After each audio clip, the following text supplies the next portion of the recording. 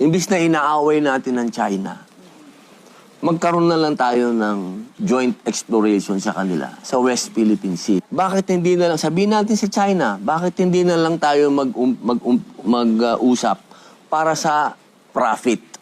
Huwag muna natin pag-usapan ng teritoryo. Kasi hindi tayo magkakaintindihan dyan, di ba? Pag-usapan natin yung kita. Magmuskito ka na dyan, bumutas ka na dyan, hindi naman natin kaya eh. Wala naman tayong kakayahan para bumutas, ma'am. Wala pa tayong kahit anong equipment dito para tayo ang bumutas.